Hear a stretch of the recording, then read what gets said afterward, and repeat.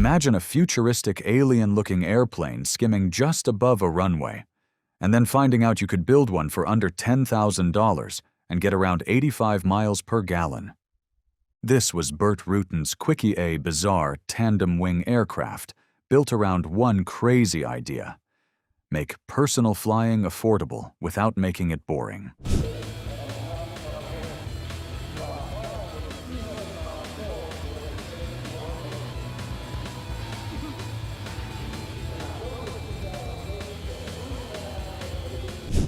The first time you see the Quickie, your brain almost doesn't know where to put it.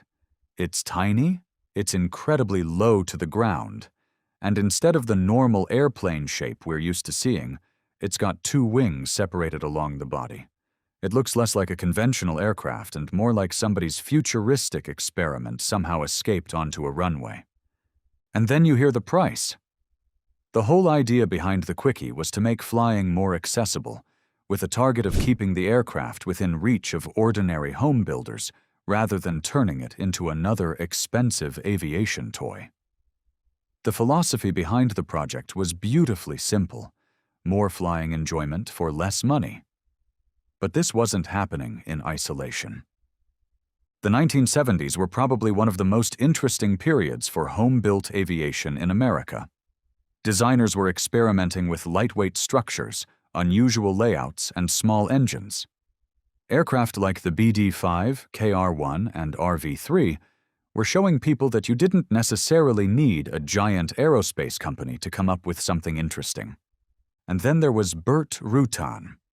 Rutan had already started making a name for himself with the Aerospace, a lightweight composite aircraft that looked unusual, but proved that clever design could produce impressive performance without simply throwing more horsepower at the problem. The aircraft also helped demonstrate how useful composite construction could become in the home-built world. So when Gene Sheehan and Tom Jewett approached Rutan in 1975 with their idea, they weren't asking him to build another ordinary airplane. They wanted something economical, something simple enough to build, something people could actually afford, and most importantly, something that would make flying more enjoyable. That sounds straightforward. Until Rutan got involved.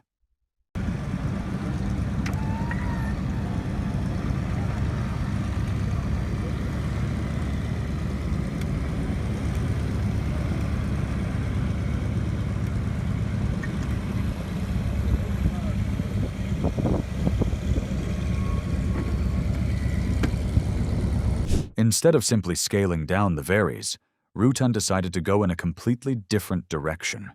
He came up with a tandem-wing layout, putting one wing toward the front and another toward the rear. And then, just to make the airplane even stranger, the landing gear was positioned near the tips of the front wing. At first glance, none of this screams cheap and efficient airplane. Actually, it looks like the opposite.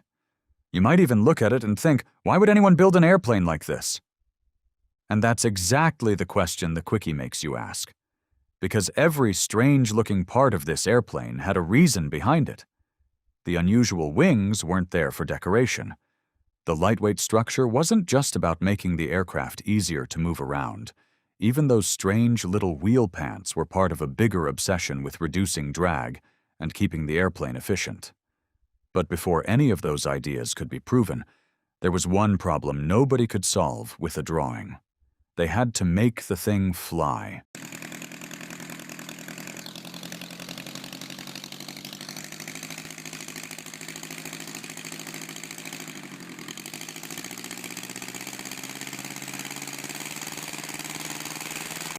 For roughly 2 years, Rutan, Sheehan, and Jewett kept refining the design.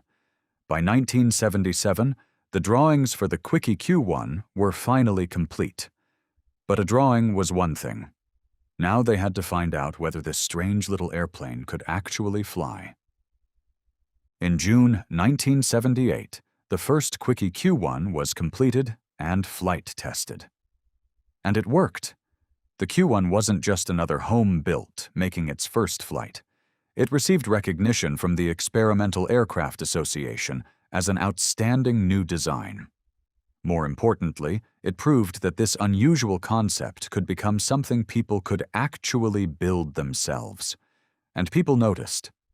Within about 2 years of its launch, more than 350 Quickie kits had reportedly been sold.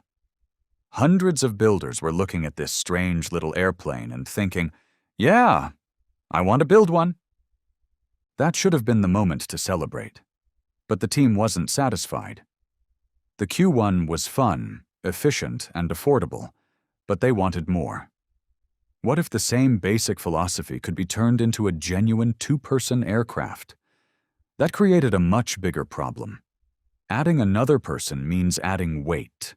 More weight means more lift, and more lift usually means more power. More power means a bigger engine, and suddenly the lightweight airplane you started with isn't so lightweight anymore. So the team began searching for the right engine. They considered everything from small Onan engines to turbocharged versions and larger Volkswagen-based engines. The challenge was simple: make the Quickie more capable without destroying what made it special. Eventually, the Q2 began taking shape. Gary Leger reworked the design for a larger engine and side-by-side seating, turning the tiny single-seat concept into a two-place aircraft intended for cross-country flying. But there was a catch. If they added too much, they would lose the efficiency that made the Q1 special. Add too little, and there was no reason to build a Q2. They had to find the sweet spot. Then, in 1980, the Q2 arrived. It had 2 seats, more power, and greater performance while keeping the same obsession with controlling weight and drag. The response was strong, and by the time production ended in the mid-1980s, more than 2,000 Q2 kits had reportedly been sold. But those numbers still don't explain the strangest thing about this airplane. For that, you have to look at the wings, not just the fact that it has 2 of them, but what Rutan did with them. And one of them actually points downward. Now, if you're looking at the Quickie for the first time, this is probably the moment where you start thinking, okay, what exactly is going on here? Because airplanes normally have a pretty familiar shape. Wings stick out. They usually angle upward a little. The Quickie decided to play by a very different set of rules. The front wing is essentially a canard, and it has Anhedral. In simple terms, instead of pointing upward like a shallow V, the wing angles downward, almost like an upside-down V. It looks strange. Really strange. But the shape wasn't chosen because Rutan wanted something that would look cool in photographs. There was a reason for it. The rear wing uses Dihedral, which is basically the opposite idea. Its outer sections angle upward, creating that familiar shallow V shape you see on many conventional aircraft. One of the big advantages of Dihedral is stability. When the aircraft starts to roll, that wing geometry can naturally help bring it back toward a more level attitude. So now you have 2 wings doing different jobs with different angles, positioned at different points along the fuselage. And suddenly the Quickie starts to make a little more sense.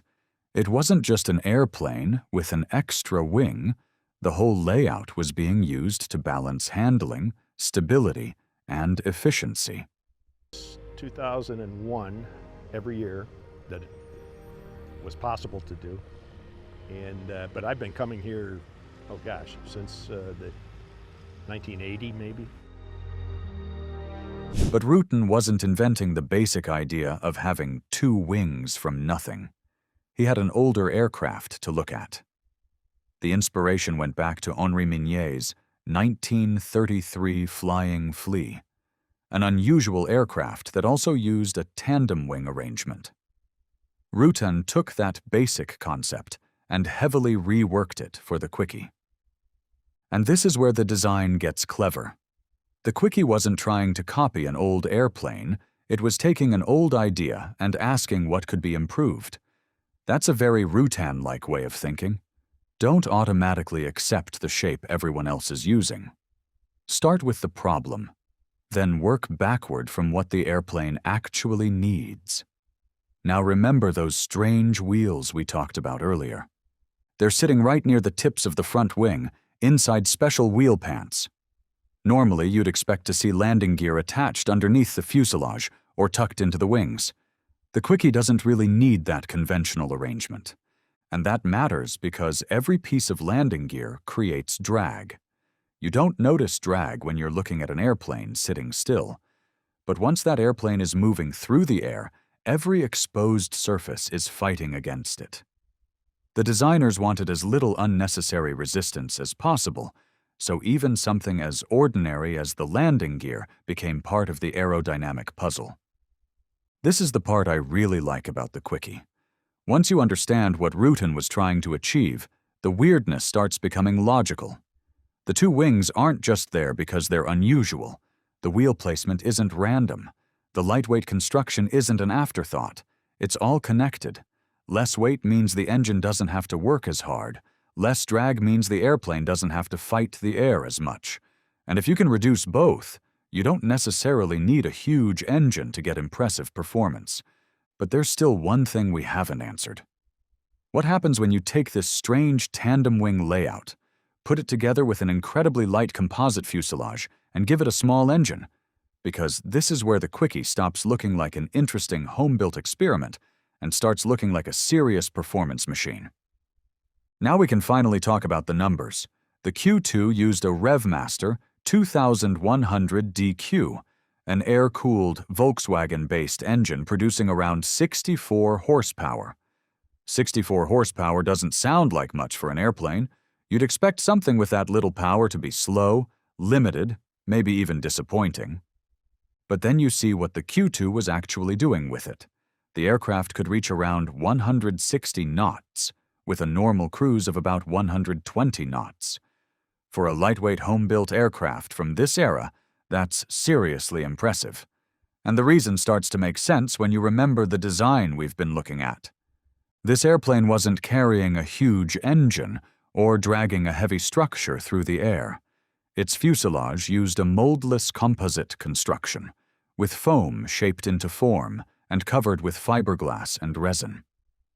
The result was an incredibly light airframe.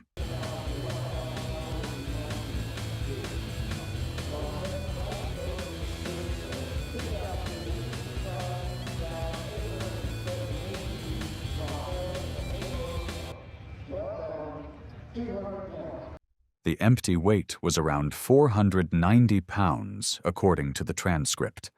And when you're trying to make a small aircraft perform, that number matters. Then there's the fuel burn. The engine was reported to use roughly 4 gallons per hour.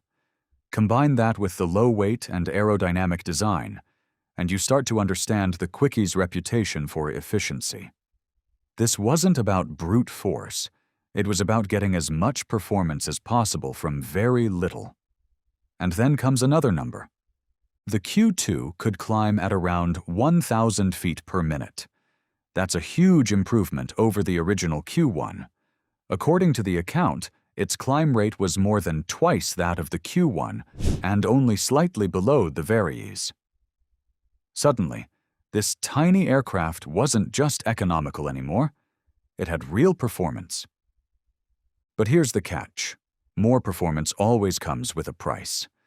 The larger engine made the Q2 more capable, but it also brought a downside. Its range was around 480 nautical miles, lower than the original Quickie and Varies. So the Q2 wasn't perfect. And that's important. The designers were constantly trading one thing for another.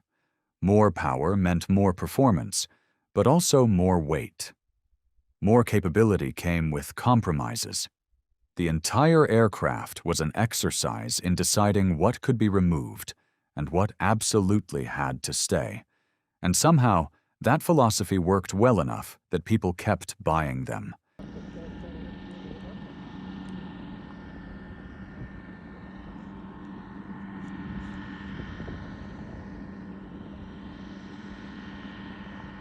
By the time production ended in the mid-1980s, more than 2,000 Q2 kits had reportedly been sold. A Q200 variant followed with a Continental O200 engine, while builders also experimented with alternative automotive engines. But there's another part of the Quickie story that makes the original dream even more interesting. The aircraft was designed around affordability. The plans themselves were available for a surprisingly small amount of money. Of course, that didn't mean you could simply buy the plans and start flying the next morning. You still needed materials, tools, time, skill, and plenty of patience to build one. And that's where the romantic idea meets reality.